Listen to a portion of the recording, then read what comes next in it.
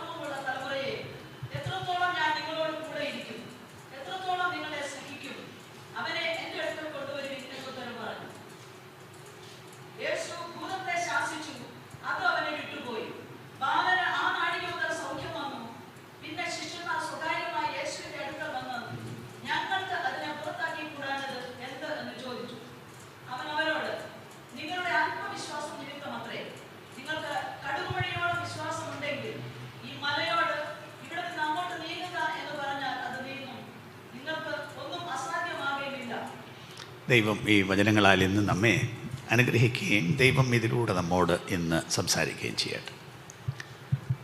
പിതാവേ, അങ്ങയുടെ വചനം ഞങ്ങൾക്ക് തരണമേ. ഞങ്ങളോടിന്ന് പറയാൻ അങ്ങയ്ക്ക് ആഗ്രഹമുള്ള കാര്യം അങ്ങ് ഞങ്ങളോട് പറയണമേ.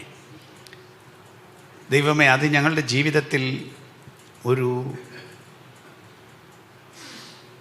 പ്രത്യേക പ്രവൃത്തിക്ക് കാരണമാക്കി തീർക്കണമെന്നും അങ്ങയോട് പ്രാർത്ഥിക്കുന്നു. അവിടുത്തെ കരങ്ങളിൽ അടിയങ്ങളെയെല്ലാം സമർപ്പിക്കുന്നു. ഞങ്ങളുടെ കർത്താവായ യേശുക്രിസ്തുവിൻ നാമത്തിൽ പ്രാർത്ഥിക്കുന്നു, കേൾക്കണമേ. ആമേൻ. വേദഭാഗം നമ്മൾ കേട്ടു. മത്തായി സുവിശേഷം 17-ാം അധ്യായം യേശുക്രിസ്തു ശിഷ്യന്മാരുടെ മുമ്പാകെ മറുരൂപപ്പെട്ട ഒരു സമയമാണ്. അതാണ് അതിന് മുമ്പിലത്തെ ഭാഗം. അങ്ങനെ യേശു തൻ്റെ ശിഷ്യന്മാരിൽ 3 പേരെ കൂട്ടിക്കൊണ്ട് ആ മലയുടെ മുകളിൽ പോയി അവിടെ വെച്ച്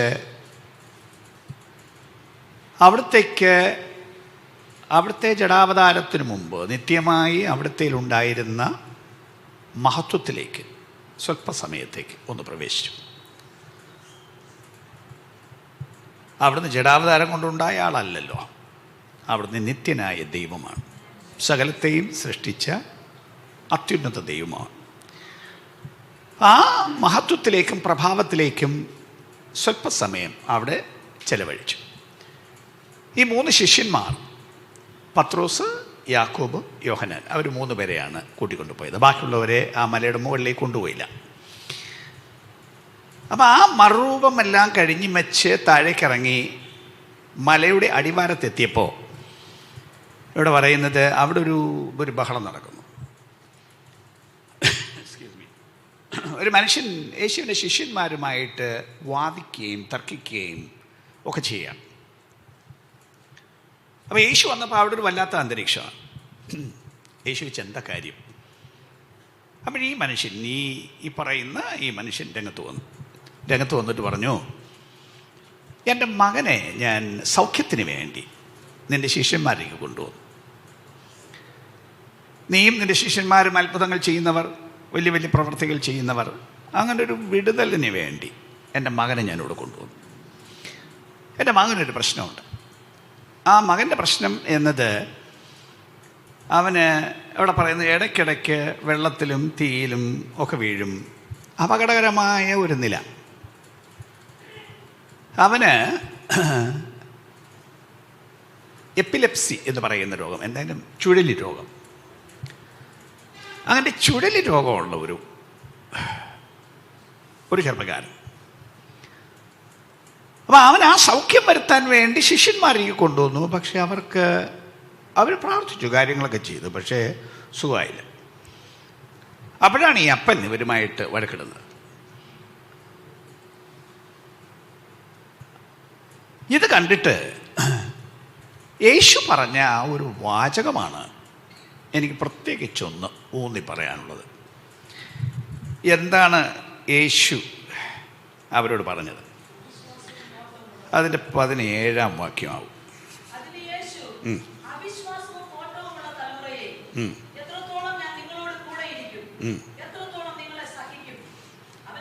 റൈറ്റ്. ഇതാണ് യേശു ശിഷ്യന്മാരോട് ചോദിക്കുന്നത്.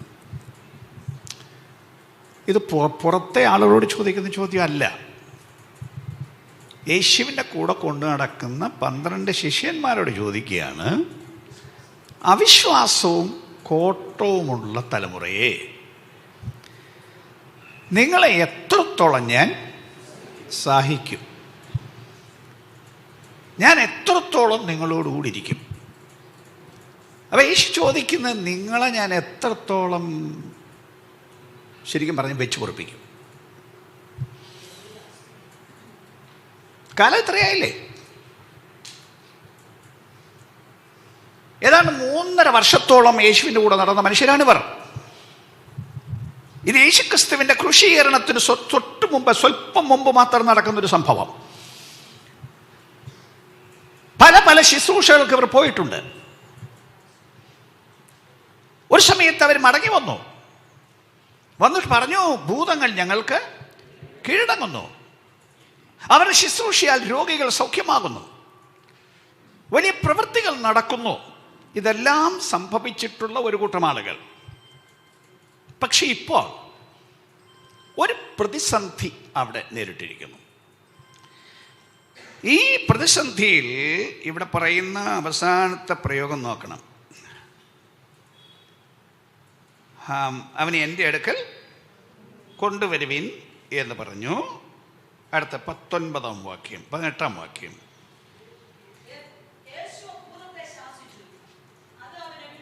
യേശു ഭൂതത്തെ ശാസിച്ചു, അതവനെ വിട്ടുപോയി. അപ്പം ഇവൻ്റെ പ്രശ്നം കേവലം ഒരു രോഗമായിരുന്നില്ല, ഭൂതം കൊണ്ടുവന്നൊരു രോഗമാണ്.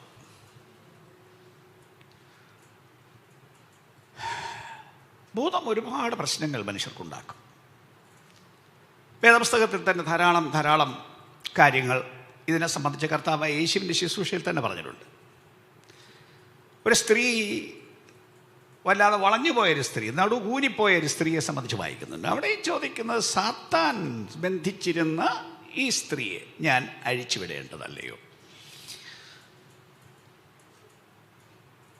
സുബോധം നഷ്ടപ്പെട്ട് ജീവിച്ച മനുഷ്യരെ സംബന്ധിച്ച് പറയുന്നുണ്ട്. ഭീകരമായ അന്തരീക്ഷത്തിൽ, കല്ലറകളിൽ, അങ്ങനെയുള്ള ശവകോട്ടകൾ താമസിക്കുന്നവൻ, തന്നെത്താൻ കല്ലെടുത്ത് ഇടിച്ച് ശരീരിച്ച് ചതയ്ക്കുന്നവൻ, അപ്പം മാനസികമായ നില തെറ്റി തനി ഭ്രാന്തരായി തീർന്നു പോയ മനുഷ്യർ. അവിടെയും പറയുന്നത്, അവനിൽ പല ഭൂതങ്ങളുണ്ടായിരുന്നു എന്നാണ് അവൻ പറഞ്ഞത്. അവൻ ലെഗ്യോൻ, അനേകം ഭൂതങ്ങളുണ്ടായിരുന്നു എന്നാണ് പറഞ്ഞത്. ആർക്കും ഒതുക്കാൻ കഴിയാത്തവൻ. പക്ഷെ യേശു ഒരു വാക്ക് പറഞ്ഞപ്പോൾ ആ ലെഗ്യോൻ അവനിൽ നിന്ന് വിട്ടുപോയി. അങ്ങനെ വിവിധ തരം രോഗങ്ങൾ, തകർച്ചകൾ മനുഷ്യർക്ക് ഈ ദുർഭൂതങ്ങൾ വരുത്തുന്നു. അങ്ങനെ ഒരു ദുർഭൂതം ബാധിച്ച ഈ മനുഷ്യനെ സൗഖ്യമാക്കാൻ യേശുക്രിസ്തുവിൻ്റെ ശിഷ്യന്മാർക്ക് കഴിയാതെ വന്നപ്പോൾ യേശു ചോദിക്കുന്ന ചോദ്യമാണ് ഇത്: അവിശ്വാസവും കോട്ടവുമുള്ള തലമുറയെ ഞാൻ എത്രത്തോളം നിങ്ങളെ സഹിക്കും? എത്രത്തോളം ഞാൻ നിങ്ങളുടെ കൂടെ ഇരിക്കും? അന്നത് ചോദിച്ചെങ്കിൽ ഇന്നും വാസ്തവത്തിൽ ഇതേ ചോദ്യം സഭയോട് ചോദിക്കുന്നില്ലേ? ശുശ്രൂഷകന്മാരോട് ചോദിക്കുന്നില്ലേ?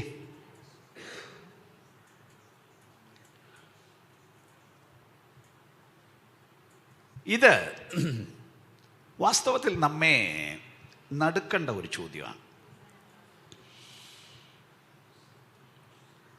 ശരിക്കും ജീവിതത്തെയും ശുശ്രൂഷയും പരിശോധിക്കേണ്ട യേശുവിൻ്റെ ശാസനയായ ഒരു ചോദ്യമാണ്, സാധാരണ ചോദ്യമല്ല.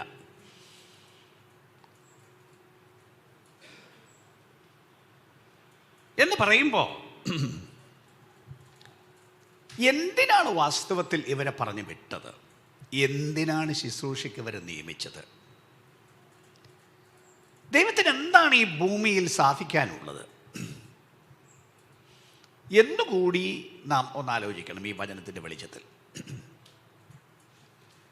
മത്തായി സുവിശേഷം 10-ാം അധ്യായം അതിന് 6 മുതൽ 8 വരെയുള്ള വാക്യങ്ങളിൽ യേശു തന്റെ ശിഷ്യന്മാരെ പറഞ്ഞു വിടുമ്പോൾ അവരോട് പറഞ്ഞ കാര്യം, ശിഷ്യന്മാരെ എന്ന് ഞാൻ പറയുമ്പോൾ ആ അപ്പോസ്തലന്മാർക്ക് മാത്രം ബാധകമായ ഒരു കാര്യമല്ല, അവിടുത്തെ സകല ജനവും അവിടുത്തെ ശിഷ്യന്മാരായി തീരണം എന്നാണ് ദൈവത്തിൻ്റെ കൽപ്പന. സകല ജാതികളെയും ശിഷ്യരാക്കിക്കൊള്ളുവീൻ എന്നാണ് യേശുവിൻ്റെ കൽപ്പന. അപ്പം അങ്ങനെ വരുമ്പോൾ ഈ വാക്ക് ആ അപ്പോസ്തലന്മാർക്ക് മാത്രമോ അല്ലെങ്കിൽ കുറെ സുവിശേഷ പ്രവർത്തകർക്ക് മാത്രമോ ബാധകമായ ഒരു വാക്കല്ല, സകല സഭയ്ക്കും സകല ജനത്തിനും ബാധകമായ ഒരു വാക്കാണ്. എങ്കിലും പ്രാഥമികമായി ശുശ്രൂഷകന്മാരെയും ബാധിക്കുന്ന കഠിനമായ ഒരു വാക്കാണ്. മത്തായി 10-ാം അധ്യായം 6 മുതൽ 8 വരെയുള്ള വാക്യങ്ങൾ ശിഷ്യന്മാരെ പറഞ്ഞു വിടുമ്പോൾ അവരോട് പറയുന്ന കാര്യങ്ങൾ ഒന്ന് വായിച്ചേക്കാവോ?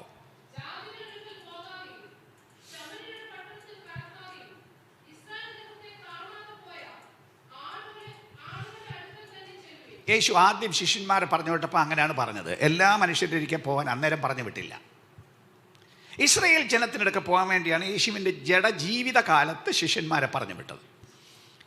എന്നാൽ യേശുവിൻ്റെ മരണം പുനരുദ്ധാനം ഇവയ്ക്ക് ശേഷമാണ് സകല ജാതികളോടും പോയി സുവിശേഷം പറയണമെന്നും ഭൂലോകത്തിലൊക്കെയും ഇത് പറയണമെന്നും സകല ജാതികളെ ശിഷ്യരാക്കണമെന്നും കൽപ്പന പിന്നീട് കൊടുത്തു. അപ്പൊ ഇന്നത് ഇസ്രായേൽ ഗൃഹത്തിലെ കാണാതെ പോയ ആടുകളുടെ അടുക്കൽ എന്ന് മാത്രമല്ല, അന്നാണ് ആ കാര്യം പറഞ്ഞത്. എന്നാൽ ഇന്ന് സകല ജാതികൾക്കും പോകണം. ഓക്കെ, ബാക്കി വായിച്ചാട്ട് ബാക്കി.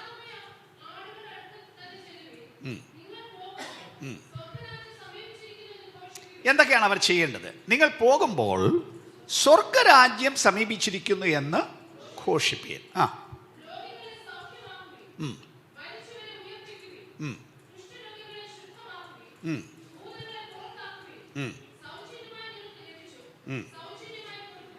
ഇതാണ് അവരോട് പറഞ്ഞത്. പോകുമ്പോൾ ഇത്രയും കാര്യം ചെയ്യണമെന്ന്. ഇവിടെ പറഞ്ഞിരിക്കുന്നത് നിങ്ങൾ പോകുമ്പോൾ സ്വർഗരാജ്യം സമീപിച്ചിരിക്കുന്നു എന്ന് ഘോഷിപ്പീൻ. കാരണം ഈ സുവിശേഷം കൊണ്ട് സാധിക്കേണ്ട കാര്യം സ്വർഗരാജ്യത്തിന് വേണ്ടി അല്ലെങ്കിൽ സ്വർഗത്തിൽ പോകാൻ വേണ്ടി മനുഷ്യരെ ഒരുക്കണം. ലളിത ഭാഷയിലങ്ങ് പറഞ്ഞ വേദശാസ്ത്ര വാക്കുകളൊന്നും ഉപയോഗിക്കാതെ. അപ്പം അതിന് ഈ സ്വർഗരാജ്യത്തെക്കുറിച്ച് അവരോട് പ്രസംഗിച്ച് മനസാന്തരപ്പെടുവീൻ എന്ന സന്ദേശം പറഞ്ഞാൽ തയ്യാറാകുവീൻ എന്ന് പറഞ്ഞ് ജനത്തെ ഒരുക്കണം. അതാണ് ഏറ്റവും പ്രധാനമായി സംഭവിക്കേണ്ട കാര്യം. അല്ലെങ്കിൽ നമ്മുടെ ഇന്നത്തെ ഭാഷയിൽ പറഞ്ഞാൽ മനുഷ്യൻ രക്ഷിക്കപ്പെട്ട് ദൈവത്തിൻ്റെ അരികിലേക്ക് വരണം. അപ്പം അതിനു വേണ്ടിയുള്ള വചനം പ്രസംഗിക്കണം. അടുത്തത്, അത് ചെയ്യുമ്പോൾ തന്നെ രോഗികളെ സൗഖ്യമാക്കണം. രോഗികളെ സൗഖ്യമാക്കണം. പിന്നെ മരിച്ചവരെ ഉയർപ്പിക്കുവീൻ എന്ന് അവരോട് പറഞ്ഞു. എങ്കിലും യേശു വ്യാപകമായി നടന്ന രോഗികളെ മരിച്ചവരെ ഉയർപ്പിച്ചില്ല. യേശു തന്നെ ആ നാട്ടിൽ മരിച്ച എല്ലാവരെയും അടക്കണ്ട, ഞാൻ വന്ന് ഉയർപ്പിച്ചോളാം എന്ന് പറഞ്ഞ് യേശു പോയില്ല.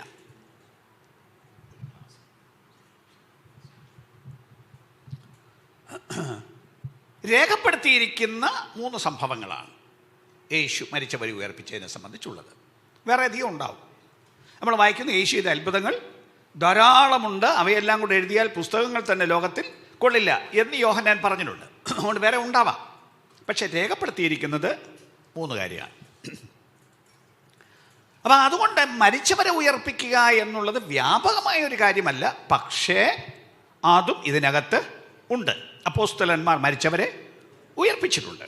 യേശുവിൻ്റെ കൽപ്പനയാണത്. അത് അത്യാവശ്യ ഘട്ടങ്ങളിൽ ദൈവമഹത്വത്തിൻ്റെ വെളിപ്പാടിന് വേണ്ടി അങ്ങനെ സംഭവിക്കണം. അത് എല്ലായ്പ്പോഴും, ഒന്നുകൂടെ എടുത്തു പറയുന്നു, എല്ലായ്പ്പോഴും ഉള്ളൊരു കാര്യം അല്ല. പിന്നെ പറയുന്നത് കുഷ്ഠരോഗികളെ ശുദ്ധരാക്കുവീൻ എന്ന് പറഞ്ഞാൽ അന്നത്തെ കാലത്ത് ഒരു കഠിന രോഗം ഭേദം വരില്ല എന്നൊരു പക്ഷെ ചിന്തിക്കുന്ന ഒരു രോഗം എന്ന് നമുക്ക് ഇന്നത്തെ ഭാഷയിൽ പറയാം. എന്ന് പറഞ്ഞാൽ സാധാരണ സോക്കേട് മാത്രമല്ല, കഠിനമായ രോഗങ്ങളും സൗഖ്യമാക്കണം. ഇന്നത്തെ കാലത്ത് അതിന് സമാനമായി നിൽക്കുന്ന പല രോഗങ്ങൾ നമ്മുടെ ഇടയിലുണ്ടാവും. ഇന്ന് ക്യാൻസർ ഒരു വ്യാപകമായ രോഗം, കിഡ്നിക്ക് തകരാറ് വരുന്നതൊരു വ്യാപകമായ രോഗം, ഹൃദ്രോഗം, ഇങ്ങനെ ഒരുപാട് രോഗങ്ങൾ ഇന്ന് വ്യാപകമായിട്ട് ഉണ്ട്.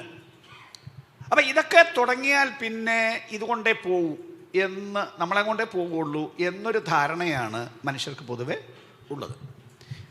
അപ്പം അതിനു വേണ്ടി പിന്നെ പേരിനും വേണ്ടി ആളുകളെ തൃപ്തിപ്പെടുത്താനോ മറ്റോ കുറേ പ്രാർത്ഥനകളൊക്കെ കണ്ടേക്കാമെങ്കിലും, അല്ല, ആത്മാർത്ഥമായി പ്രാർത്ഥിക്കുന്നവരും ഉണ്ട്, കുടുംബങ്ങൾ അതിനു വേണ്ടി പ്രാർത്ഥിക്കുന്നുള്ള ശരിയാണെങ്കിലും പൊതുലോകത്തിൻ്റെ കാര്യം പറഞ്ഞാൽ, ശുശ്രൂഷിക്കുന്നവരുടെ കാര്യം പറഞ്ഞാൽ എത്രത്തോളം ഇതിനു വേണ്ടി ആളുകൾ ഉത്സാഹമായി പ്രാർത്ഥിക്കുന്നത് വേറൊരു ചോദ്യം.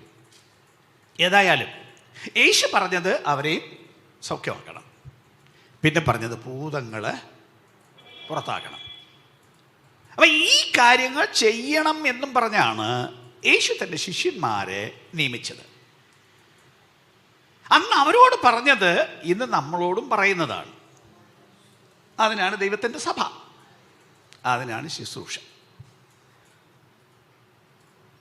ശുശ്രൂഷ എന്ന് പറയുന്നത് കേവലം കുറേ യോഗങ്ങൾ നടത്തുക, കൂട്ടങ്ങൾ നടത്തുക, ഉള്ള ജനത്തിനൊരു സന്തോഷം വരുത്തി കൊടുക്കുക, ഒരു കൂട്ടായ്മ നടത്തുക എന്നുള്ളതല്ല വാസ്തവത്തിൽ ശുശ്രൂഷയുടെ പ്രധാനമായ ഉദ്ദേശം.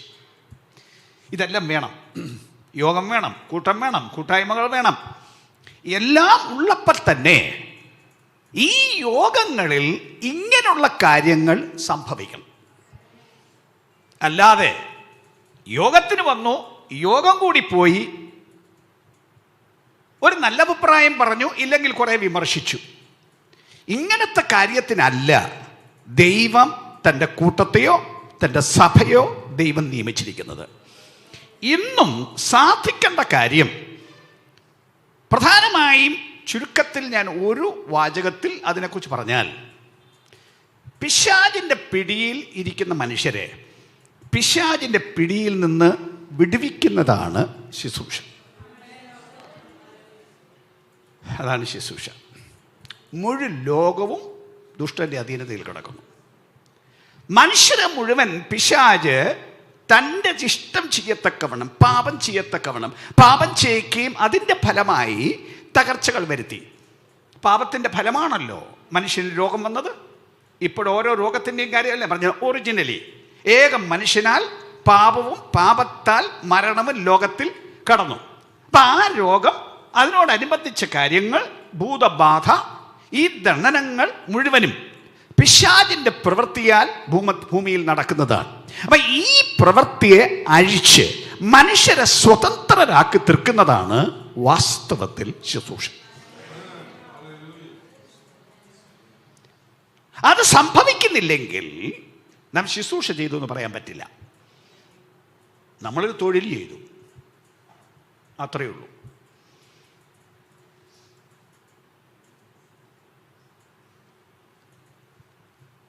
അത് മാത്രമല്ല, ഒറിജിനലി ആദ്യം മനുഷ്യരെ ഇങ്ങനെയുള്ള പിടിയിൽ നിന്ന് പിടിച്ച് സ്വതന്ത്രരായി കൊണ്ടുവരണം. അതുകൊണ്ട് തീരുന്നില്ല. യേശു അവിടെ നിന്നാണ് നല്ല ഇടയൻ എന്ന് പറഞ്ഞ യോഹന്നാന്റെ സുവിശേഷം 10-ാം അധ്യായം ഉണ്ടല്ലോ, ആ 10-ാം അധ്യായത്തിൽ അവിടുന്ന് പറഞ്ഞ്, ഞാൻ വാടുകളുടെ വാതിലാകുന്നു, ആടുകളുടെ വാതിലാകുന്നു എന്ന് യേശു പറഞ്ഞു. എന്താണ് ആടുകളുടെ വാതിലായിരുന്നു എന്ന് അവിടുന്ന് പറഞ്ഞതിൻ്റെ അർത്ഥം? ഈ ആടുകൾ എന്ന് പറയുമ്പോൾ നമ്മുടെ നാട്ടിലുള്ള ഈ വലിയ ആട് തീറ്റിയും കാര്യം വളർത്തും കാര്യമൊന്നും ഉള്ള ഒരു നാടല്ല നമ്മുടെ ഈ കൊച്ചു കേരളം. അത്യാവശ്യത്തിന് ചിലരുടെ വീട്ടിൽ ഒരാടോ രണ്ടാടോ ഒക്കെ കണ്ടേക്കാം. അതല്ലല്ലോ ഈ ചെമ്മരിയാടുകളെ വളർത്തുന്ന ദേശങ്ങളുടെ കാര്യമാണ് പ്രധാനമായിട്ട് ഇത് പറയാം. അപ്പം ഈ ആടുകളെ കൂട്ടമായി കൊണ്ടുപോകുന്നു. അതിന് സദ്യയാകുമ്പോൾ ഇതിനെ കൊണ്ട് കിടത്താനൊരിടം വേണം. അതിപ്പോൾ എല്ലായ്പ്പോഴും യജമാനൻ്റെ തൊഴുത്തിലേക്ക് തിരിച്ചു വരില്ല. പോകുന്നിടത്താണ് അതിനെ കിടത്തുന്നത്. നമ്മുടെ നാട്ടിൽ ഈ താറാവിനെയൊക്കെ കൊണ്ടുപോയി ഇങ്ങനെ കൊണ്ടുവന്നിട്ടില്ലേ എന്നതുപോലെ. അപ്പം അതിന് ചുറ്റുമൊരു വല കെട്ടി അതിനെ ഇതിനകത്തിടും. പക്ഷേ അതിനൊരു വാതിലുണ്ട്, പക്ഷെ കതകില്ല. ആ വാതുക്കൽ രാത്രിയിൽ ഇടയൻ കുറുകെ കിടക്കും. കുറുകെ കിടക്കുന്നതിൻ്റെ കാരണം, പുറത്തു നിന്നൊരു ദുഷ്ടജന്തു ആടിനെ പിടിക്കാൻ ഇതിനകത്ത് വരണമെങ്കിൽ ഈ ഇടയൻ്റെ മുകളിൽ കൂടെ ചാടി വേണം ആടിനെ പിടിക്കാൻ. അപ്പം അങ്ങനെ ദുഷ്ടജന്തു എടുത്ത് ചാടുമ്പോൾ ഇടയൻ ഭയങ്കര ഉറക്കമല്ലല്ലോ, തൻ്റെ ആടിനെ കാത്തുകൊണ്ടല്ലേ രാത്രി കിടക്കുന്നത്. ഉറങ്ങുന്നെങ്കിലും തൻ്റെ മനസ്സ് ഉണർന്നിരിക്കുകയാണ്. അപ്പം അങ്ങനെ ദുഷ്ടജന്തു ചാടി പിടിക്കാൻ ഇയാൾ സമ്മതിക്കില്ല. തന്നെയല്ല, ഇതിനകത്തുള്ള ആടും ചിലതിന് ഇച്ചിരി തിമിർപ്പൊക്കെ തോന്നി എടുത്ത് പുറത്തോട്ട് ചാടണമെന്ന് താല്പര്യമൊക്കെ തോന്നും. അങ്ങനെ ഒരെണ്ണം ചാടിയാലും ഈ ആടിന് വലിയ ഹൈ ജമ്പ് അറിയത്തില്ലല്ലോ. അപ്പോൾ അത് ഈ ഇടയനെ തട്ടിയിട്ടേ പോകാൻ പറ്റുള്ളൂ, അതിനും പുറത്തു പോകാൻ പറ്റില്ല. അപ്പം ഈ തൊഴുത്തിൽ നിന്ന് ഒരെണ്ണം നഷ്ടപ്പെട്ടു പോകാതിരിക്കാൻ, ദുഷ്ടൻ പിടിച്ചുകൊണ്ട് പോകാനാകട്ടെ, ഇതിൻ്റെ അഹങ്കാരത്താൽ പുറത്തു പോകാനാകട്ടെ, സമ്മതിക്കാതെ ഇതിനെ സൂക്ഷിക്കുന്ന ജോലിയും ഈ ഇടയൻ്റേതാണ്. യേശു പറഞ്ഞു അങ്ങനെ. 17-ാം അധ്യായം യോഹന്നാന്റെ സുവിശേഷം അതിൻ്റെ 12-ാമത്തെ വാക്യത്തിൽ യേശു പറയുന്നൊരു പ്രസ്താവനയുണ്ട്. യോഹന്നാന്റെ സുവിശേഷം 17-ാം അധ്യായത്തിൻ്റെ 12-ാം വാക്യം.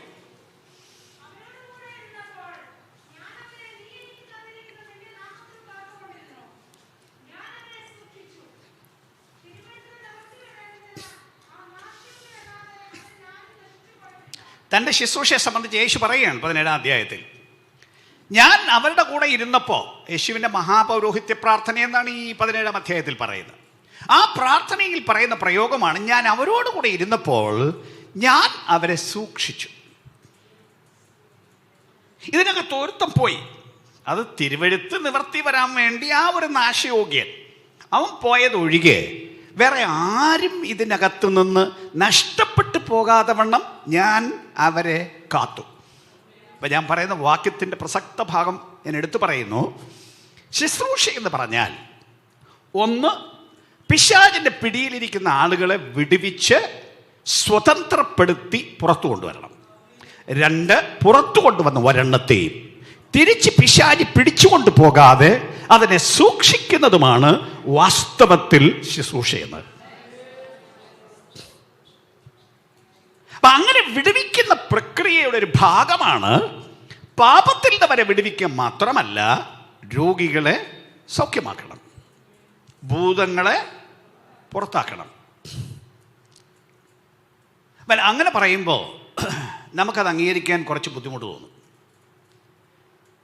കാരണം നമുക്കറിയാവുന്നൊരു കാര്യം, രോഗിക്ക് വേണ്ടി പ്രാർത്ഥിക്കുക എന്നൊരു കാര്യം നമ്മൾ കേട്ടിട്ടുണ്ട്, നമ്മൾ ചെയ്യാറുണ്ട്. ഭൂതത്തിന് വേണ്ടി പ്രാർത്ഥിക്കുക എന്നൊരു കാര്യം നമ്മൾ കേട്ടിട്ടുണ്ട്, നമ്മൾ ചിലപ്പോഴൊക്കെ ചെയ്യാറുണ്ട്. പക്ഷെ രോഗിയെ സൗഖ്യമാക്കുക എന്നൊരു കാര്യം നമ്മൾ സാധാരണ കേട്ടിട്ടുണ്ടോ? നമ്മൾ രോഗിയെ സുഖമാക്കുന്നു എന്നൊരു കാര്യം നമ്മൾ കേട്ടിട്ടുണ്ടോ? അങ്ങനെ നമ്മൾ ചെയ്യണമെന്ന് പറഞ്ഞാൽ, ഹേയ്, അത് നമ്മളെ കൊണ്ട് പറ്റില്ല എന്നും അത് ദൈവത്തിന് മാത്രം കഴിയുന്നൊരു കാര്യമാണെന്നും അല്ലേ നമ്മൾ പറയുന്നത്? അങ്ങനെ ആവശ്യം വന്നൊരു വീട്ടിൽ പോയാൽ ചില ഗൗരവമായ പ്രശ്നമുള്ളിടത്താണെങ്കിൽ ആദ്യമേ തന്നെ നമ്മൾ പറയും, സൗഖ്യമാക്കുന്നത് ഞാനല്ല, ദൈവമാണ് എന്ന് പറഞ്ഞാൽ സുഖമായില്ലെങ്കിൽ ഒരു ഉത്തരവാദിത്വവും എനിക്കില്ല. സുഖമായെങ്കിൽ നമ്മൾ വലിക്രമയൊക്കെ പറയും.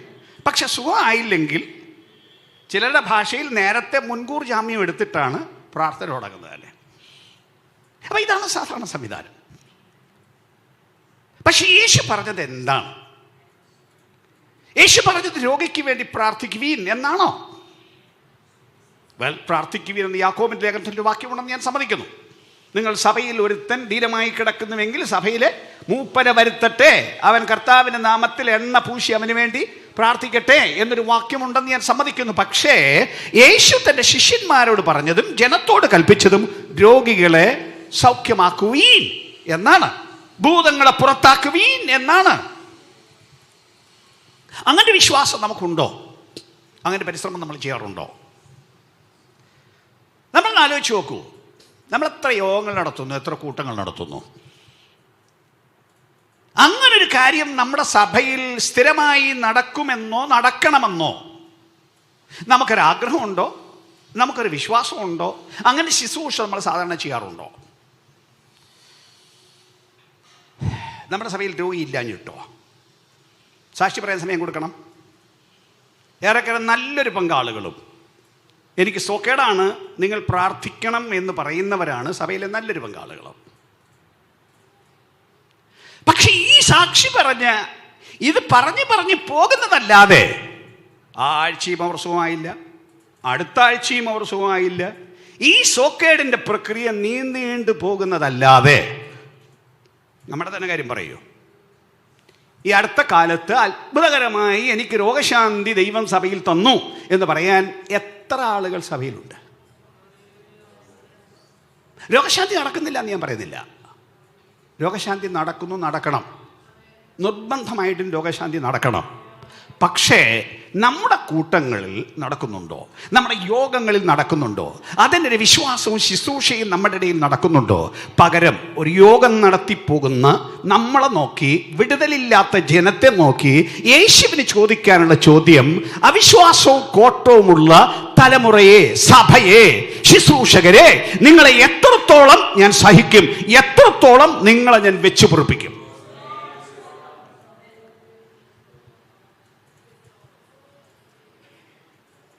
ആമേൻ. എത്ര മനുഷ്യർ പലതരത്തിൽ പിശാചിനാൽ പിടിക്കപ്പെട്ടവരായി, ബാധിക്കപ്പെട്ടവരായി, ദണ്ഡിപ്പിക്കപ്പെട്ടവരായി നമ്മുടെ ഇടയിൽ കഴിയുന്നു, ജനത്തിൽ കഴിയുന്നു, ശുശ്രൂഷകരിൽ കഴിയുന്നു. ഭൂതബാധയെന്നല്ല ഞാൻ പറഞ്ഞതിൻ്റെ അർത്ഥം. പലതരം ദണ്ഡനങ്ങൾ, ഉപദ്രവങ്ങൾ, ശരീരത്തിൻ്റെ രോഗങ്ങൾ, ഇങ്ങനെ അനവധി മനുഷ്യർ നമ്മുടെ ഇടയിൽ ഉണ്ട്.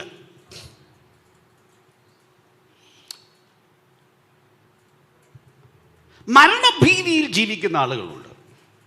ഒട്ടും കുറച്ചല്ല, മരണഭീതിയിൽ ജീവിക്കുന്ന ആളുകളുണ്ട്.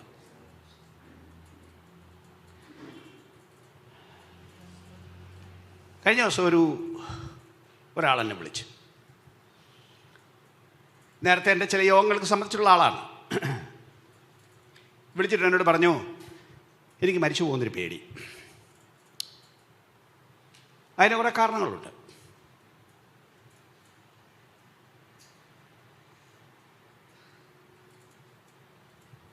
പല ശുശ്രൂഷകളുടെ ജീവിതത്തിൽ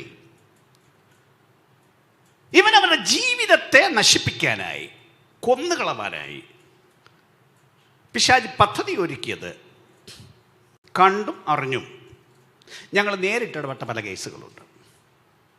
നമ്മുടെ ശുശ്രൂഷകളുണ്ട്, അല്ലാത്തവരുടെ പുറത്തുണ്ട്. അപ്പം മരണത്തെ അഭിമുഖമായി കണ്ട് ഏറെക്കുറെ തീരാറായി എന്ന തരത്തിൽ ജീവിക്കുന്ന ആളുകൾ, ഇതിനൊരു പരിഹാരം ഇല്ലേ? മരിക്കില്ല എന്നല്ല ഞാൻ പറഞ്ഞതിൻ്റെ അർത്ഥം. ഓരോരുത്തർക്കും മരിക്കാൻ ദൈവം നിയമിച്ച സമയങ്ങളും കാലങ്ങളും ഉണ്ട്. മരണം ഉണ്ടാവും, ആർക്കും ഉണ്ടാവും, എനിക്കും ഉണ്ടാവാം, ആർക്കും ഉണ്ടാവാം, അതല്ല ഞാൻ പറയുന്നത്. എന്നാൽ പലതരത്തിൽ പിശാചിന്റെ പ്രവൃത്തികൾ നിമിത്തം ജീവിതത്തിന് അന്തം വരുത്തുവാനായി, നശിപ്പിക്കുവാനായി നിൽക്കുന്ന ശക്തികൾ, ഇതിൻ്റെ നടുവിലും ഒരു വിടുതൽ കൊടുക്കാൻ ജനത്തിന് കഴിയുന്നില്ല എങ്കിൽ, സഭയ്ക്ക് കഴിയുന്നില്ല എങ്കിൽ, സെക്ഷന് കഴിയുന്നില്ല എങ്കിൽ, ദൈവത്തിൻ്റെ ഉദ്ദേശം നമ്മിലൂടെ നടക്കുന്നുവോ എന്ന് നാം ആലോചിക്കണം. നമ്മുടെ ധാരണകളെല്ലാം ശരിയാണോ? നമ്മുടെ സംവിധാനങ്ങളെല്ലാം ശരിയാണോ?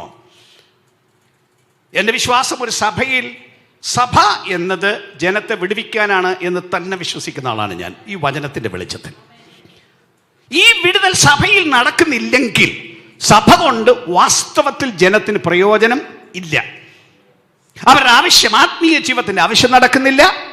അവരെ ദണ്ഡിപ്പിക്കുന്ന പിശാചിന്റെ പ്രവൃത്തികളിൽ നിന്ന് അവർക്ക് സ്വാതന്ത്ര്യം ഉണ്ടാകുന്നില്ല. അവരുടെ രോഗങ്ങളിൽ നിന്ന് വിടുതലുണ്ടാകുന്നില്ല. സാധാരണ മനുഷ്യർ ജീവിക്കുന്നത് പോലെ ജീവിക്കുകയും പാടുകയും പ്രാർത്ഥിക്കുകയും ചെയ്ത് ദണ്ഡിപ്പിക്കപ്പെട്ട് ജീവിക്കുന്ന ജീവിതമാണോ ആദിമസഭയുടെ ജീവിതം? ആദിമസഭയുടെ അനുഭവത്തിലേക്ക് മടങ്ങി വരണം എന്നതാണ് ഈ യോഗത്തിന്റെ ഉദ്ദേശം എന്ന് പറഞ്ഞല്ലോ. ആദിമസഭയുടെ അനുഭവത്തിലേക്ക് മടങ്ങി വരണമെങ്കിൽ ഈ പറയുന്ന സംഭവങ്ങൾ ദൈവസഭയിൽ നടന്നേ പറ്റുകയുള്ളൂ, ദൈവിക ശുശ്രൂഷയിൽ നടന്നേ സാധിക്കുകയുള്ളൂ. അത് ഓരോരുത്തരും ഏറ്റെടുത്തേ സാധിക്കുകയുള്ളൂ. അല്ലാതെ പണ്ടത്തെ കാലമാണ്, പുരാതന കാലത്ത് അപ്പോസ്തലന്മാരുടെ കാലത്ത് സംഭവിച്ചു എന്ന് പറയുകയാണെങ്കിൽ ആ കാലമാണ് നമ്മുടെ കാലമെന്ന് പറയാൻ നിൽക്കരുത്. അതേ വിശ്വാസമാണ് നമ്മുടെ എന്ന് പറയാൻ നിൽക്കരുത്. നാം തനി പെന്തിക്കോസ്താണെന്ന് പറയുന്നെങ്കിൽ, ആദിമസഭയുടെ അനുഭവമാണെന്ന് പറയുന്നെങ്കിൽ, ഈ അനുഭവത്തിലേക്ക് മടങ്ങി വരുന്നതാണ് വാസ്തവത്തിൽ ദൈവത്തിന്റെ തിരുഹിതം. ഇത് സംഭവിക്കാത്ത ഒരു സഭയെക്കുറിച്ചും ദൈവത്തിന് തൃപ്തിയില്ല, ദൈവത്തിന് സന്തോഷമില്ല. ഇത് ചെയ്യാൻ പ്രാപ്തിയില്ലാത്ത ശുശ്രൂഷകരെ സംബന്ധിച്ചിടത്തോളം ദൈവം ചോദിക്കുന്ന ചോദ്യം ഇന്നും ഇതേ ചോദ്യമാണ്. അവിശ്വാസവും കോട്ടവുമുള്ള തലമുറയെ നിങ്ങളെ ഞാൻ എത്രത്തോളം സഹിക്കും, നിങ്ങളെ ഞാൻ എത്രത്തോളം വെച്ചു പൊറിപ്പിക്കുമെന്നാണ്.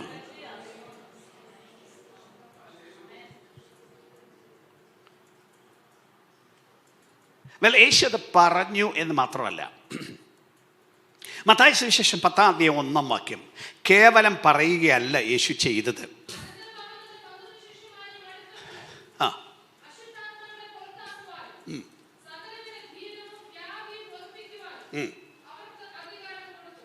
അപ്പൊ കേവലം പ്രാർത്ഥിക്കാനല്ല അവരോട് പറഞ്ഞത്, അശുദ്ധാത്മാക്കളെ പുറത്താക്കുവാനും സകലവിധ ദീനവും വ്യാധിയും പൊറുപ്പിപ്പാനും അവർക്ക് അധികാരം കൊടുത്തു. അങ്ങനെയാണ് പറഞ്ഞത്. അശുദ്ധാത്മാക്കളെ പുറത്താക്കുവാനും സകലവിധ ദീനവും വ്യാധിയും പൊറുപ്പിപ്പാനും അവർക്ക് അധികാരം കൊടുത്തു. വചനം പറയുന്നു. വിശ്വസിക്കോ വിശ്വസിക്കാതിരിക്കോ നമ്മുടെ കാര്യം. വിശ്വസിക്കുന്നവരാൽ ഈ അടയാളങ്ങൾ നടക്കും, അല്ലാത്തവരെ കൊണ്ടതൊന്നും നടക്കില്ല. ചോദ്യം ചെയ്യാം, നമുക്ക് പറ്റില്ല എന്നൊക്കെ പറയാം. ഓഫ് കോഴ്സ്, നിശ്ചയമായും ദൈവമാണ് സൗഖ്യമാക്കുന്നത് ഞാൻ സമ്മതിക്കുന്നു. ദൈവമാണ് സൗഖ്യമാക്കുന്നതെന്ന് പറയുമ്പോൾ തന്നെ എനിക്ക് അല്പം വേദശാസ്ത്ര പ്രശ്നം അതിനോട് ചേർത്ത് പറയാനുണ്ട്. വേദശാസ്ത്രപരമായ ചില കാര്യങ്ങൾ. യേശുക്രിസ്തുവിൻ്റെ ശരീരമാണ് അവിടുത്തെ സഭ എന്നല്ലേ പറഞ്ഞിരിക്കുന്നത്.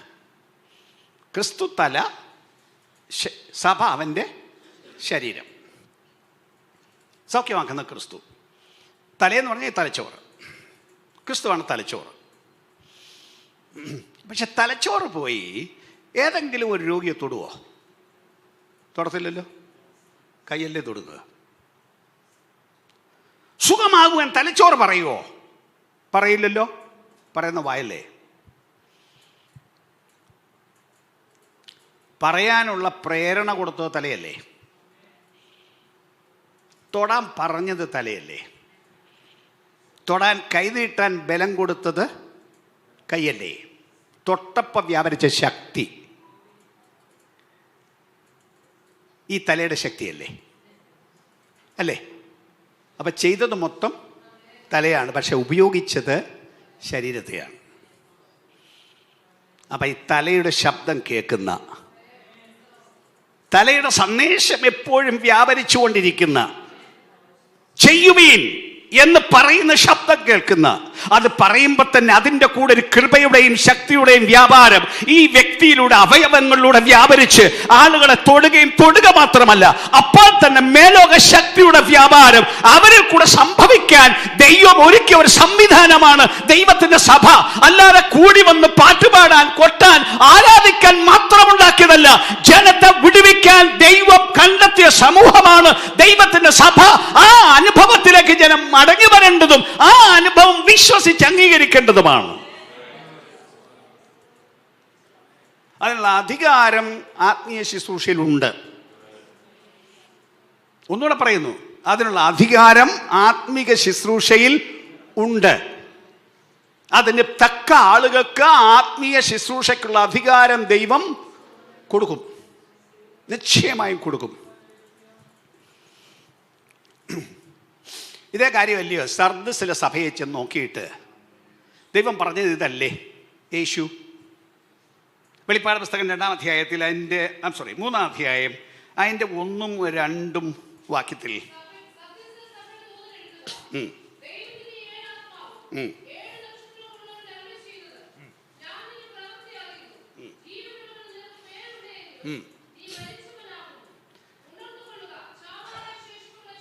അതല്ലേ ആ സഭയിൽ ചെന്ന് പറഞ്ഞത്. സഭയെന്ന് പേരുണ്ട്, പക്ഷേ അവിടെ പറയുന്നത് ജീവവ്യാപാരം ഇല്ല. നാഡിയെടുപ്പ് വളരെ കുറവാണ്, വളരെ കുറവാണ്. ഏതാണ്ട് മരിക്കാറായി, പേസ് മേക്കർ വെച്ചിട്ടില്ല. അങ്ങനെ ഏറെക്കുറെ തീരാറായിരിക്കുന്ന ഒരു ലക്ഷണമാണ്. തീരെയും ബലമില്ല സഭ. എന്നിട്ട് പറയാം, ഞാൻ നിന്റെ പ്രവൃത്തി എൻ്റെ ദൈവത്തിൻ്റെ സന്നിധിയിൽ പൂർണ്ണയുള്ളതായി കണ്ടില്ല. ഒന്നുകിൽ ആ പ്രവൃത്തി പൂർണ്ണതയുള്ളതല്ല, അല്ലെങ്കിൽ അതിൻ്റെ ഉദ്ദേശം പൂർണ്ണതയുള്ളതല്ല. കർശനമായ വാക്കാണ് ആ സഭയോട് പറയുന്നത്. എന്ന് പറഞ്ഞാൽ ഇന്നത്തെ നമ്മുടെ ഇന്നത്തെ വചനത്തിൻ്റെ വെളിച്ചത്തിൽ, ഇന്നത്തെ നമ്മുടെ വിഷയത്തിൻ്റെ വെളിച്ചത്തിൽ ഞാൻ പറയുകയാണ്, സഭയെന്ന് പേരുണ്ട്, പക്ഷേ കാര്യം ചെയ്യാനുള്ള ശക്തി ഇല്ല.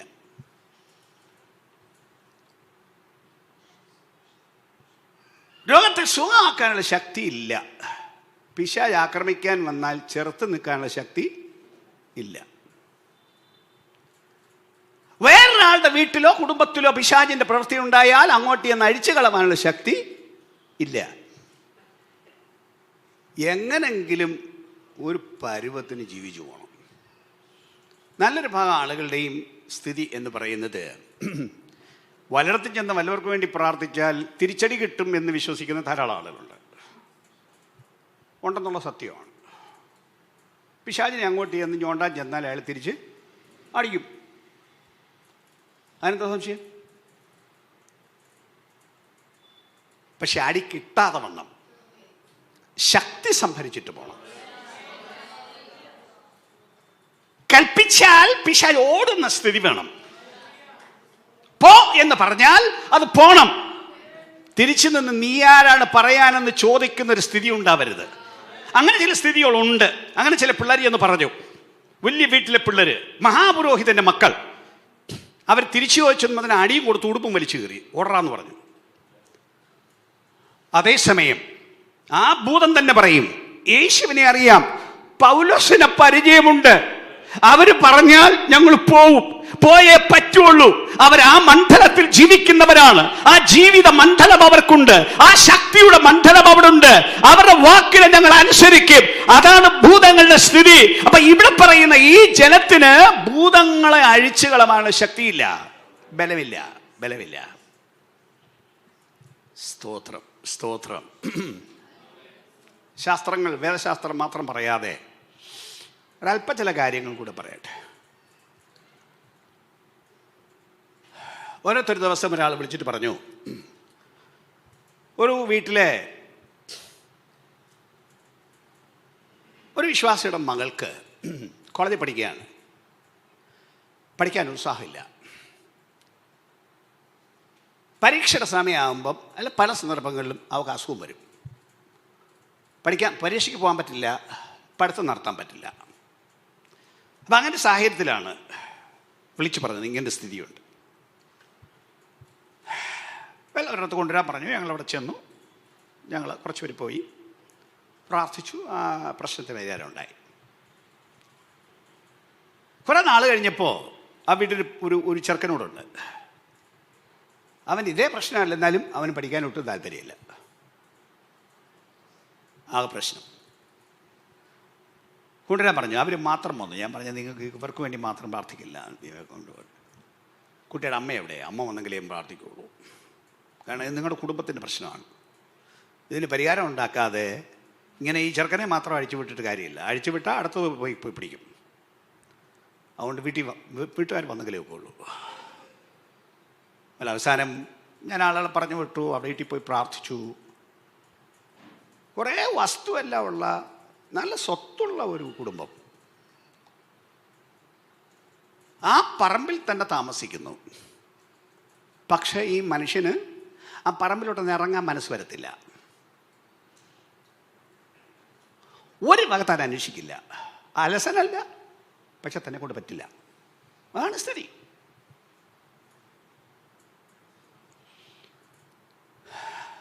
ഒരു നന്മയും അനുഭവിക്കാൻ പറ്റാത്ത തരത്തിൽ കുടുംബത്തെ മൊത്തം ബന്ധിച്ചു വെച്ചിരിക്കുന്നു. എവിടെ പരിഹാരം? സഭയിൽ ഇതിന് പരിഹാരം വേണ്ടേ? അതിൻ്റെ ആത്മീയ ശുശ്രൂഷ സഭയിൽ വേണ്ടേ? ഇത് കാണാനും വിവേചിച്ചറിയാനും ആൾ വേണ്ടേ? യോഗം നടക്കുന്നുണ്ട്, സ്ഥിരം യോഗം നടക്കുന്നുണ്ട്. പക്ഷെ ഈ തരത്തിൽ ഇതുപോലെ അനവധി പ്രശ്നങ്ങൾ ജീവിക്കുന്ന എത്ര മനുഷ്യർ? ഇതാരന്വേഷിക്കുന്നു? ഇത് പിശാചിൻ്റെ പ്രവൃത്തികളിൽ നിന്ന് തിരിച്ചറിയാൻ ആരെ കൊണ്ട് പറ്റും? അന്വേഷിച്ച് ഈ പിശാചിൻ്റെ പ്രവൃത്തികളെ അഴിക്കുന്നുവോ? ജീസസ്. ആ കുടുംബത്തിന് പരിപൂർണ സ്വാതന്ത്ര്യം ദൈവം കൽപ്പിച്ചു. ഞാൻ പറഞ്ഞ അനവധി സംഭവങ്ങൾ കഴിഞ്ഞ ഈ കാലങ്ങളിൽ നടന്നതിൻ്റെ വെളിച്ചത്തിൽ പല മനുഷ്യരും ഞങ്ങളെ കോണ്ടാക്ട് ചെയ്ത് പറഞ്ഞ കാര്യങ്ങളുടെ വെളിച്ചത്തിൽ ഞാൻ ഈ വചനം തെളിച്ചു പറയുകയാണ്. ഈ സെക്ഷനിൽ നിന്നും ജനത്തിന് വിടുതൽ വേണം. അനേക കുടുംബങ്ങൾ ബാധിക്കപ്പെട്ടിരിക്കുന്നു, ദണ്ഡിപ്പിക്കപ്പെട്ടിരിക്കുന്നു. റുബാന ഹഷദിയ. മന്ത്രവാദ ശക്തികൾ നിങ്ങളെ തൊടില്ല എന്ന് നിങ്ങൾ വിശ്വസിക്കും. നല്ല കാര്യം, തൊടാതിരിക്കണം. പക്ഷെ തൊടാതിരിക്കണമെങ്കിൽ അതിന് തക്ക വിശ്വാസം വേണം, അതിനൊക്കെ ജീവിതം വേണം. ആമേൻ. ചിലപ്പോൾ ഒറ്റയ്ക്ക് പിടിച്ചു നിൽക്കാൻ പറ്റാതെ വണ്ണം കൂട്ടിന് ബലം വേണ്ടി വരും, സഹായിക്കാൻ ആൾ വേണ്ടി വരും. ആർക്കും ഒരുപാട് ബലമുള്ളവരല്ല. നമുക്ക് ആർക്കും സഹായത്തിന് ദൈവജനം വേണം, വിശ്വാസികൾ സഹായത്തിന് വേണം. അങ്ങനെ ഓടിയെത്തി സഹായിക്കാൻ ആൾ വേണം. അങ്ങനെയുള്ള മണ്ഡലങ്ങൾ വിടുതൽ വേണ്ടെടുത്ത് ഇതൊന്നുമില്ലാതെ ആളുകൾ അനവധി പേർ ഇതിൻ്റെ പിടിയിൽ അമർന്നു കിടക്കുമ്പോൾ ജീസസ് ജീസസ് ദൈവത്തിൻ്റെ പ്രവൃത്തി നടക്കണ്ടേ? Hallelujah hallelujah. നമ്മുടെ ഒരു സെക്ഷനിൽ ഒരു ചെറുപ്പക്കാരൻ ശുശ്രൂഷകൻ നല്ലപോലെ പ്രവർത്തിച്ചൊരു മിടുക്കൻ ചെറുക്കൻ. അയാൾ പ്രവർത്തനം നടത്തി ഞാൻ പോയി കണ്ടിട്ടുണ്ട്. ഒരു ദിവസം കേൾക്കുന്നു അയാൾ അതെല്ലാം വിട്ടും വെച്ചിങ്ങ് വീട്ടിൽ വന്നിരിക്കുന്നു. അയാളുടെ പ്ലേറ്റ്ലെസ് അങ്ങ് താഴെ പോയി. എത്ര ചികിത്സിച്ചിട്ടും അത് പൊങ്ങുകയില്ല. മരണത്തിൻ്റെ വക്കോളം എത്തി. അപ്പോഴാണ് ഞാൻ വിവരം അറിയുന്നത്. ഞാൻ ആ വീട്ടിൽ ചെന്ന് കാര്യമെല്ലാം ചോദിച്ചപ്പോൾ ആ ശുശ്രൂഷയിൽ അയൽപ്പക്കത്തൊരുത്തൻ നിന്നെ ഞാൻ കാണിച്ചു തരാമെന്നൊരു വാക്ക് പറഞ്ഞതാണ്. കാരണം അവിടെ ഒരാൾ സ്നാനപ്പെട്ടു, അതിൻ്റെ വൈരാഗ്യത്തിന്. നടന്ന കാര്യങ്ങളാണ്.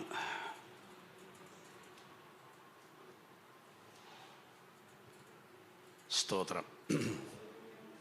ഞാൻ അവിടെ ചെന്നവരോട് സംസാരിച്ച് പറഞ്ഞു, എൻ്റെ വിശ്വാസം, ഞാൻ ആത്മാവിൽ ജീവിക്കുകയും പ്രാർത്ഥിക്കുകയും ഒക്കെ ചെയ്യുന്ന ഒരാളാണ്. അത് വിശ്വസിക്കുന്ന ആളാണ് ഞാൻ. ആത്മാവിലെ പ്രാർത്ഥനയിലൊരു വിശ്വാസക്കാരനാണ് ഞാൻ. നിങ്ങൾ എത്ര പേരത് അംഗീകരിക്കുമെന്ന് എനിക്കറിയില്ല. ഇവിടെ ബ്രദർ റെജി പറഞ്ഞു, ഞങ്ങളുടെ ഈ പ്രാർത്ഥന ദേശത്തിന് പ്രാർത്ഥിക്കാൻ പോകുന്നതുകൊണ്ട് ഞങ്ങൾ ബുദ്ധി കൊണ്ട് പ്രാർത്ഥിക്കാൻ പോകുന്നവരല്ല. ആത്മാവിന് ദേശത്തിനോട് പോയി പ്രാർത്ഥിക്കാൻ ആത്മാവ് ഞങ്ങളോട് പറയും. ഞങ്ങളൊരു സംഘം ചേർന്ന് അങ്ങനെ ദേശങ്ങൾക്ക് വേണ്ടി പ്രാർത്ഥിക്കാൻ പോകും. ആ പ്രാർത്ഥന മൊത്തം പരിശുദ്ധാത്മാവുള്ള പ്രാർത്ഥനയാണ്, അന്യഭാഷയിലുള്ള പ്രാർത്ഥനയാണ്. ബുദ്ധി കൊണ്ടല്ല ഞങ്ങളിവിടെ പ്രാർത്ഥിക്കുന്നത്. അവിടെയും അവരെങ്ങനെയോ മനസ്സിലാക്കി ഞങ്ങളിത് ചെയ്യുന്ന ആളുകളാണെന്ന് അറിഞ്ഞ് അവർ ഓർഗനൈസ് ചെയ്തതാണ്. അങ്ങനെ ഒരു രാത്രി ഞങ്ങളെടുത്ത് അർദ്ധരാത്രി കഴിഞ്ഞ് ഏതാണ്ട് 3 മണി 4 മണി വരെ ദേശം ചുറ്റി ഞങ്ങൾ പ്രാർത്ഥിച്ചു. റിയാദിൽ പല ദേശങ്ങൾക്ക് ഞങ്ങൾ പോകും. ആത്മാവ് പറയുമ്പോഴേ പോവുള്ളൂ എന്ന് മാത്രം. ഇവിടെയും പല ദേശങ്ങൾ ഞങ്ങൾ പോയിട്ടുണ്ട്. ദേശത്തിന് വിടുതലുണ്ടാവണം, വ്യക്തികൾക്ക് വിടുതലുണ്ടാകണം. ആ കുടുംബത്തോട് ഞാൻ പറഞ്ഞു, ദിവസം 1 മണിക്കൂർ നീ നിൻ്റെ ഭാര്യയും പരിശുദ്ധാത്മാവിൽ പ്രാർത്ഥിക്കണം, അന്യഭാഷയിൽ പ്രാർത്ഥിക്കണം. നീ മരിക്കില്ല, നിനക്ക് ജീവനുണ്ടാവും, നിനക്ക് ആരോഗ്യമുണ്ടാവും. ഇന്ന് ആ മനുഷ്യൻ ആരോഗ്യത്തോടെ ജീവിക്കുന്നു. സ്തോത്രം സ്തോത്രം. പാസ്റ്റർ ജോർജ് വർഗീസിന് അറിയാവുന്ന ഒരാളാണ്. ദൈവം അത്ഭുതകരമായി വിടുവിക്കും. പക്ഷേ വിടുവിക്കാൻ ദൈവത്തിൻ്റെ ജനം സ്ഥലത്തെത്തണം. ഇരുട്ടിൻ്റെ പ്രവൃത്തികളെ അഴിക്കാൻ ദൈവത്തിന് സഭ വേണം. എനിക്ക് വിളിച്ചു പറയുവാനുള്ള സന്ദേശം, നമ്മുടെ ഈ പ്രവർത്തനങ്ങൾ മുഴുവനും ജനത്തെ വിടുവിക്കാനുള്ള പ്രവർത്തനങ്ങളാണ്. സെക്ഷൻ എന്നത് ആരെയും ഭരിക്കാനുള്ളതല്ല, ആരുടെ മേൽ അധികാരം നടത്താനുള്ളതല്ല, ആരുടെ മേൽ കുറ്റം കണ്ടെത്താനുള്ളതല്ല. ജനത്തിന് വിടുതൽ കൊടുക്കാൻ, ഒരു വീട്ടിലൊരു പ്രശ്നമുണ്ടായാൽ ഓടി അവിടെ എത്താൻ, ഒരു ശുശ്രൂഷകന്റെ വീട്ടിലൊരു തകർച്ചയുണ്ടായാൽ, ആ മാനസികമായോ ശാരീരികമായോ ഒരു പ്രശ്നമുണ്ടായാൽ ഓടി അവിടെ എത്തി ബാക്കി കൂട്ടു സഹോദരന്മാർ ഒന്നിച്ചിരുന്ന് ആത്മാവിൽ പ്രാർത്ഥിച്ച് ആ കുടുംബത്തിൽ വന്ന തകർച്ചകൾക്ക് പരിഹാരം ഉണ്ടാക്കാൻ അതിനായി നിയമിക്കപ്പെട്ടതാണിത്. അല്ലാതെ ഇത് സംഘം ചേരാനുള്ളതല്ല. ഇത് ആത്മാവിന്റെ പ്രവൃത്തി ദേശത്ത് വെളിപ്പെടുത്താൻ ദൈവമുണ്ടാക്കിയ സംവിധാനമാണ്. അത് വിട്ടുകളഞ്ഞ് ജഡത്തിന്റെ പ്രവൃത്തികളിലേക്ക് തിരിഞ്ഞതാണ് നമ്മുടെ പ്രശ്നം. ജനത്തെ ദൈവം വിളിക്കുന്നത് ആത്മജീവിതത്തിലേക്കും ആത്മശുശ്രൂഷയിലേക്കും മടങ്ങി വരാനാണ്. പക്ഷെ അങ്ങനെ വേണമെങ്കിൽ സ്തോത്രം ശക്തി കിട്ടിയേ ഒക്കുള്ളൂ. പിശാചിന്റെ പിടിയിൽ നാളെ പുറത്തു കൊണ്ടുവരണമെങ്കിൽ അതിന് ശക്തി വേണം, അതിന് അധികാരം വേണം. അത് നമ്മുടെ മിടുക്കല്ല, നമ്മുടെ കഴിവല്ല. അവിടെ പറഞ്ഞിരിക്കുന്നത് ദൈവത്തിന്റെ 7 ആത്മാവും കൊണ്ട് ആ സഭയിൽ വന്നിരിക്കുന്നതെന്നാ പറഞ്ഞത്. അങ്ങനെയാണ് യേശുവിന്റെ പ്രത്യക്ഷത സഭയിൽ. 3-ാം അധ്യായം, വെളിപ്പാട് പുസ്തകം 3-ാം അധ്യായം 1-ാം വാക്യം ഒന്ന് വായിച്ചു നോക്കൂ. 3-ാം അധ്യായം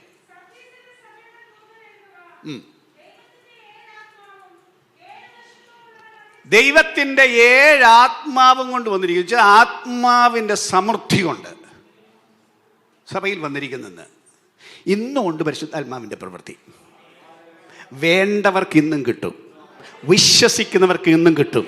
ദാഹിക്കുന്നവൻ വരട്ടെ, ഇച്ഛിക്കുന്നവൻ ജീവജല സൗജന്യമായി വാങ്ങട്ടെ. ചുറ്റുപാട് എന്ത് ചെയ്യുന്നു നോക്കണ്ട, അപ്പുറത്തെ ശുശ്രൂഷകൻ എന്ത് ചെയ്യുന്നു നോക്കണ്ട, ആരെന്ത് ചെയ്യുന്നു നോക്കണ്ട. നിങ്ങൾക്ക് ദാഹമുണ്ടോ, നിങ്ങൾക്ക് ആത്മീക ശുശ്രൂഷയ്ക്ക് താല്പര്യമുണ്ടോ, ആ ശുശ്രൂഷ ലഭിക്കും. ആ ആത്മീക ശുശ്രൂഷ ലഭിക്കാതെ ഈ പ്രവർത്തികൾ ചെയ്യില്ല. ആകയാൽ ഒന്നുകൂടെ ഞാൻ വിളിച്ചു പറയുന്ന ആത്മാവിനോട് പറഞ്ഞ വചനം, ദൈവത്തിന്റെ ശക്തി പ്രാപിക്കാൻ, ആത്മാവിനെ പ്രാപിക്കാൻ, അതിന്റെ ബലം പ്രാപിക്കാൻ ഇന്നും ദൈവത്തിന്റെ ജനവും ദൈവത്തിന്റെ ദാസന്മാരും ദൈവസന്നിധിയിൽ തങ്ങളെ തന്നെ താഴ്ത്തി കടന്നു വരണം. സ്തോത്രം. പിശാചിന്റെ പ്രവൃത്തി അഴിക്കാൻ ബലം പ്രാപിക്കണം. ഏത് ശക്തിയെയും കെടുത്താൻ ബലം പ്രാപിക്കണം. ഈവൻ ദേശശക്തികളെ അതിജീവിക്കാൻ ദൈവത്തിന്റെ ജനം ശക്തി പ്രാപിക്കണം. ഒന്നുകൂടെ പറയാൻ നിയോഗം. പക്ഷെ അങ്ങനെ ജീവിക്കണം, അങ്ങനെ ശക്തി കിട്ടണമെങ്കിൽ അതിന് ജീവിതമുണ്ടെങ്കിലേ ശക്തി കിട്ടുകയുള്ളൂ. അല്ലാതെ ഇതൊന്നും കുറുക്കു വഴികളൊന്നുമല്ല. ഇത് കുറെ ബഹളം വെക്കുന്നതിൽ വരുന്നതൊന്നുമല്ല. സ്തോത്രം. ശുദ്ധ ജീവിതം. വെളിപ്പാട് പുസ്തകത്തിൽ ഒരു ദൂത് വിളിച്ചു പറയാനാണ് എനിക്ക് നിയോഗം. ഞാൻ വെളിപ്പാടിനാൽ വിളിച്ചു പറയുകയാണ്. 3-ാം അധ്യായത്തിൽ അതിൻ്റെ 17ഉം 18ഉം വാക്യങ്ങളിൽ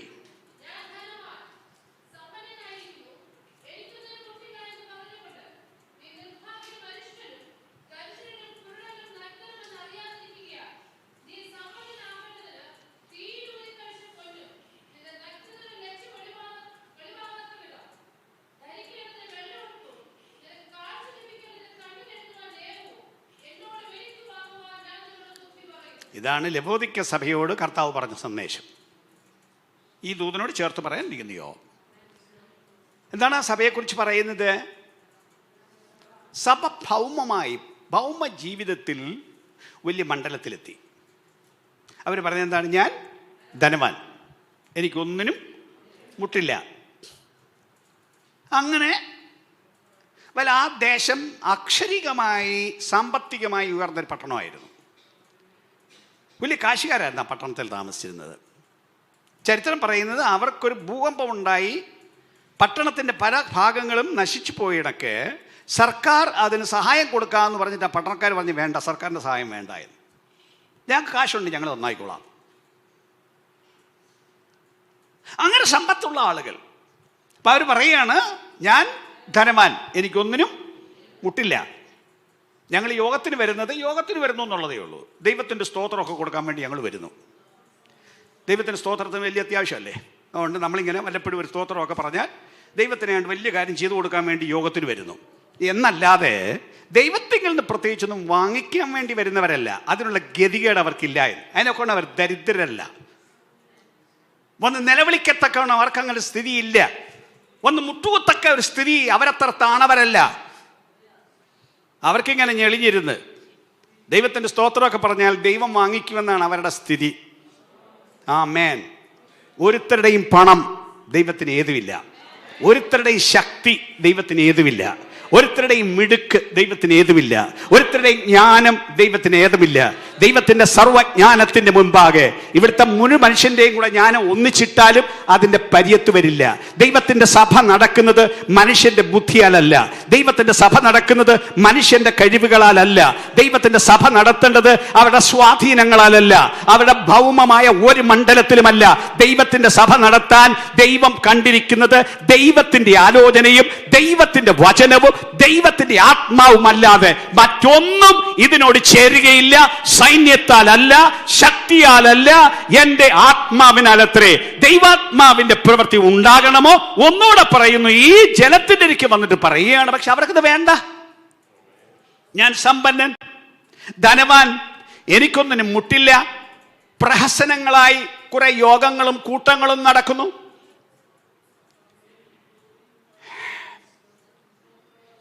യെശയ്യാ പ്രവചനത്തിൽ പറയുന്ന ചില പ്രയോഗങ്ങളുണ്ട്. 1-ാം അധ്യായം 4 മുതൽ 6 വരെയുള്ള വാക്യങ്ങൾ.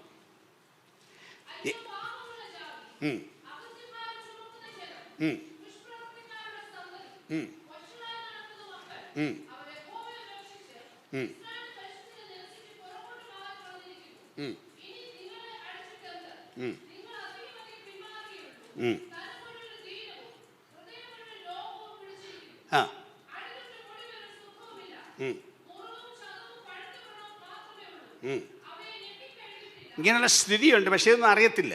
അവയെ ഞെക്കി കഴുകിയിട്ടില്ല. കാരണം ഞെക്കി കഴുകാൻ പോയാൽ മേല് നോവും. നൊന്താൽ ഞെക്കി കഴുകുന്നതിന് ചില ഊതുരവിക്കും. അവിടെ ചികിത്സിക്കാൻ പോകുന്നവർ ഞെക്കുന്നില്ല, കഴുകുന്നില്ല, അതിൻ്റെ പുറത്തൊരു ബാൻഡേജ് കെട്ടി എല്ലാം റെഡിയാക്കി വെച്ചിരിക്കുകയാണ്, ഒരു കുഴപ്പമില്ലെന്ന് പറയും. ജനത്തിന്റെ പാപത്തെ വെളിപ്പെടുത്താൻ തയ്യാറല്ല. പാപത്തിന് കൂട്ടുകൂടുന്ന ആളുകൾ, അശുദ്ധിക്ക് പങ്കുചേരുന്ന ആളുകൾ, എല്ലാത്തിൻ്റെ മീതെ ബാൻഡേജ് കെട്ടി കെട്ടി കെട്ടി കെട്ടി പൊക്കി വെച്ച് ഒരു രോഗവുമില്ല എന്ന് പറയുന്നിടത്ത് ദൈവം കാണുന്നത് അതല്ല. ദൈവം കാണുന്നത് അന്തരംഗത്തെയാണ്, പുറമെയുള്ള കാര്യങ്ങളെ അല്ല. ഇവരോട് പറയാം, അടി തൊട്ട് മുടി വരെ തല മുഴുവൻ പഴുത്ത് വ്രണം നിറഞ്ഞിരിക്കുകയാണ്. ഞെക്കി കഴുകിയിട്ടില്ല, അവയെ വെച്ച് കെട്ടിയിട്ടില്ല. പിന്നെ ബാക്കി റൈറ്റ്, എണ്ണ പുരട്ടി ഇതിന് സുഖം വരുത്തിയിട്ടില്ല. ദൈവത്തിന് വേണ്ടത് എവിടെ കേടുണ്ടോ അതിനെ പരിഹരിക്കണം.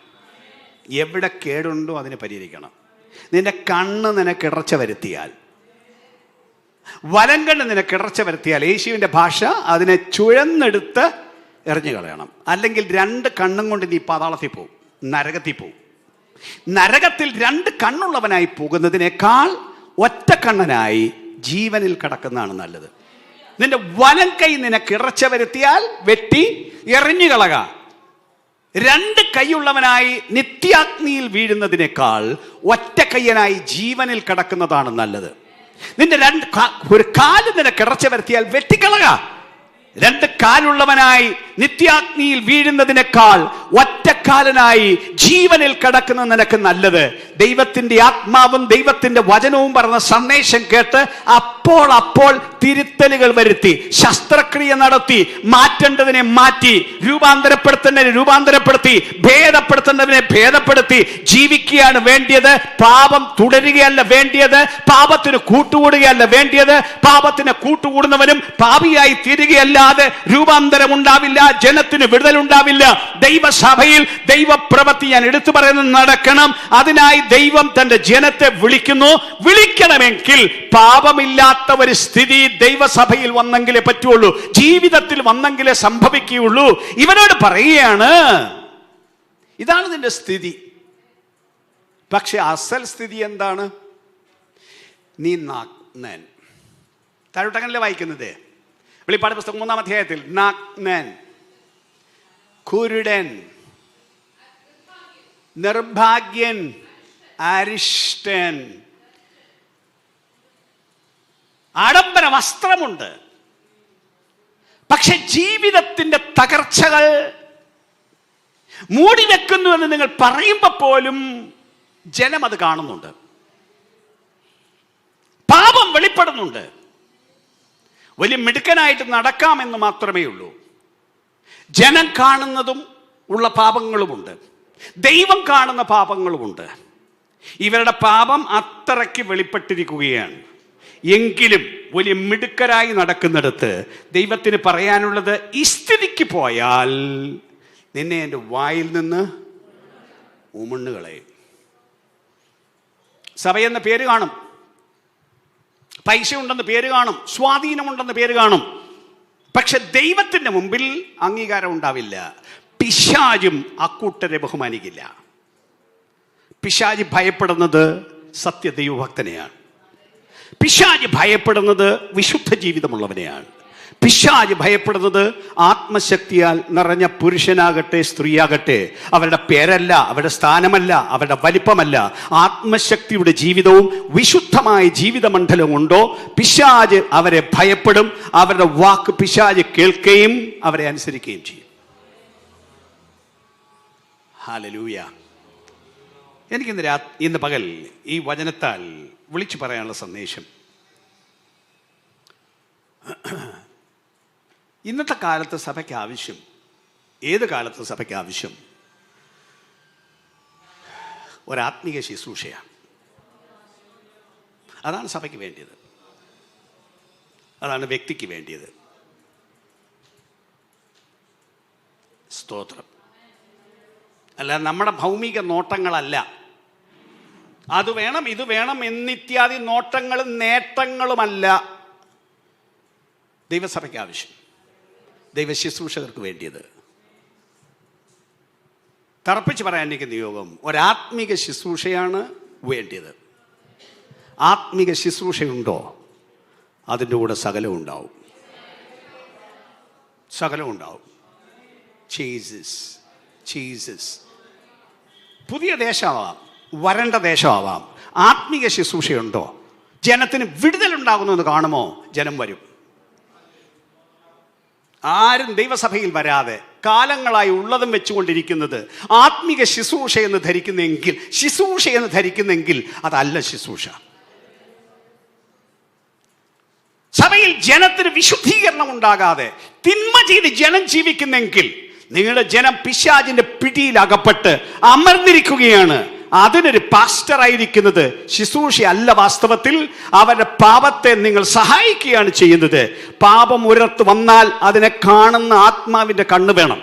ഒരു വീട്ടിൽ ദുർഭൂത ശക്തികൾ കയറിയാൽ അത് തിരിച്ചറിയുന്ന ആത്മവിവേചനം ദൈവത്തിന്റെ ദാസന് വേണം, ദൈവത്തിന്റെ ദാസന്റെ ഭാര്യയ്ക്ക് വേണം. അവർ ആത്മമണ്ഡലത്തിൽ ജീവിക്കണം. ഏത് വീട്ടിലും ഒരു ഭൂതശക്തി വന്നാൽ, ഭൂതശക്തി ഞാൻ പറഞ്ഞ ഭൂതബാധയല്ല ഞാൻ പറയുന്നത്, അതിന്റെ ഭൂതബാധയും ഉണ്ടാവാം.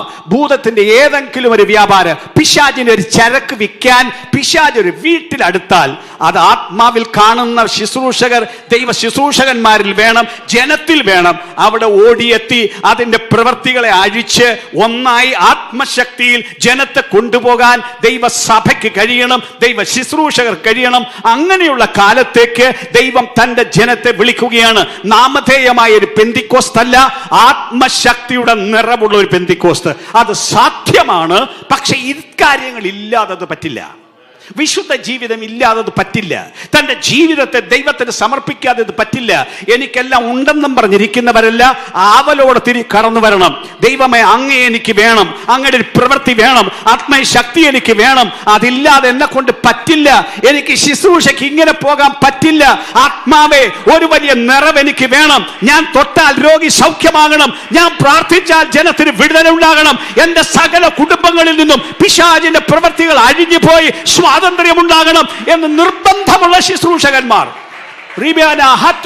അത് ഏത് വില കൊടുത്തും അത് ചെയ്യുവാൻ തയ്യാറുള്ളവർ, ഉപവസിക്കണമെങ്കിൽ ഉപവസിക്കും, പ്രാർത്ഥിക്കണമെങ്കിൽ പ്രാർത്ഥിക്കും, അതിന് ആളുകളെ വേറെ കൊണ്ടുവരണമെങ്കിൽ കൊണ്ടുവരും. ആത്മശക്തിയുള്ള മനുഷ്യരെ കണ്ടെത്തി. ജീസസ്. എല്ലാം നമുക്ക് തന്നെ ചെയ്യാൻ പറ്റില്ല. എല്ലാ കൃപാവരവും നമുക്കില്ല. കൃപാവരം ഉള്ളവരെ കണ്ടെത്തണം, കൃപാവരമുള്ളവരെ കൊണ്ടുവരണം. ഏതുകൊണ്ടും ആത്മീക ശുശ്രൂഷ ദൈവസഭയിൽ നടക്കണം, അതോരോ കുടുംബങ്ങളിൽ നടക്കണം, അതോരോ വ്യക്തികളിൽ നടക്കണം.